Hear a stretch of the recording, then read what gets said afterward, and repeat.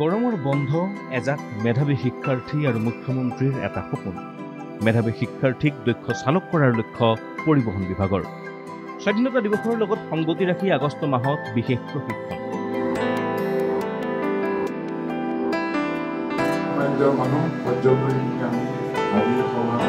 মুখ্যমন্ত্ৰীৰ প্ৰজ্ঞান ভাৰতী আঁচনিৰ অধীনত ডক্টৰ বাণীকান্ত কাকতি বঁটাৰ স্কুটি লাভ কৰা কামৰূপ মহানগৰ জিলাৰ শিক্ষাৰ্থীক দক্ষ চালক হিচাপে সাজু কৰিবলৈ আৰম্ভ কৰা অভিযানত প্ৰতিদিনে কামৰূপ মহানগৰ জিলাৰ 100 মেধাৱী শিক্ষাৰ্থীক প্ৰশিক্ষণ দিয়াৰ ব্যৱস্থা কৰা হৈছিল। জিলাখনৰ 2907 শিক্ষাৰ্থীক লৈ কৰা এই প্ৰশিক্ষণ আৰম্ভ হৈছিল গৰমৰ বন্ধৰ আৰম্ভণিৰ দিনটোতেই।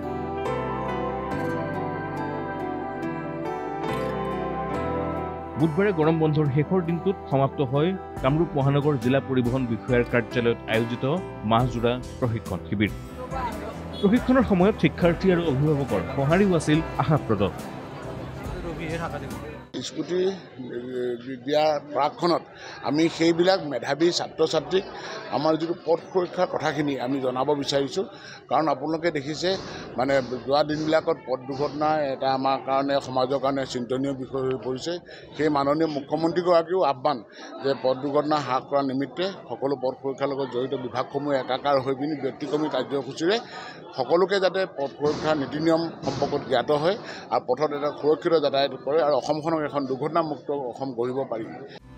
এটা মাহত শিক্ষাৰ্থীসকলক দুচকীয়া বাহন চলোৱাৰ প্ৰশিক্ষণ দিয়াৰ লগতে দিয়া হৈছিল অনুজ্ঞাপত্ৰ আবেদনৰো জ্ঞান। যান বাহন আইন, পথ সুৰক্ষা নীতি সন্দৰ্ভতো সম্যক ধাৰণা দিয়াৰ চেষ্টা কৰা হৈছিল শিক্ষাৰ্থীসকলক। এই প্ৰশিক্ষণৰ সামৰণি অনুষ্ঠানত উপস্থিত থাকে উচ্চ শিক্ষা সঞ্চালকালয়ৰ যুটীয়া সঞ্চালক প্ৰসন্ন বৰা, কণ্ঠশিল্পী মৌচুমী চহৰীয়া, কল্লোল বৰঠাকুৰকে আদি কৰি পৰিবহণ বিভাগৰ বিষয়া কৰ্মচাৰীসকল। সামৰণি অনুষ্ঠানত উপস্থিত হৈ পৰিবহণ বিভাগৰ পদক্ষেপৰ শলাগ লয় শিল্পীদ্বয়ে। ছাত্ৰ ছাত্ৰীসকলক পৰীক্ষাত ভাল ৰিজাল্ট কৰাৰ কাৰণে চৰকাৰে একোখন স্কুটি দিয়াৰ আগতে গৌতম দাই যে ইমান সুন্দৰ এটি প্ৰচেষ্টা লৈছে যে তেওঁলোকক সুন্দৰভাৱে প্ৰশিক্ষণ দিব লাগে।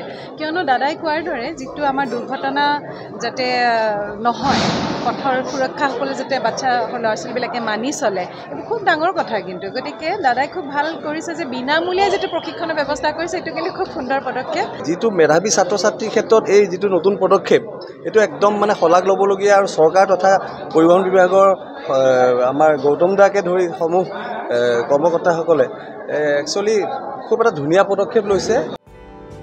শিক্ষাৰ্থীৰ প্ৰশিক্ষণৰ পিছত স্বাধীনতা দিৱসৰ লগত সংগতি ৰাখি আগষ্ট মাহত বিশেষ প্ৰশিক্ষণৰ ব্যৱস্থা কৰিছে পৰিবহণ বিভাগে। 1 আগষ্টৰ পৰা সামৰিক, অৰ্ধসামৰিক বাহিনী, আৰক্ষী, সাংবাদিক, মুক্তিযুঁজাৰুৰ পৰিয়ালৰ লোকক বাহন চালনাৰ প্ৰশিক্ষণ দিব কামৰূপ মহানগৰ জিলা পৰিবহণ বিষয়াৰ কাৰ্যালয়ে। সকলোকে সুবিধা গ্ৰহণ কৰাৰ আহ্বান পৰিবহণ বিভাগৰ বিশেষ কৰ্তব্যৰত বিষয়া তথা কামৰূপ মহানগৰ জিলাৰ অতিৰিক্ত দায়িত্ববাহী জিলা পৰিবহণ বিষয়া গৌতম দাসে।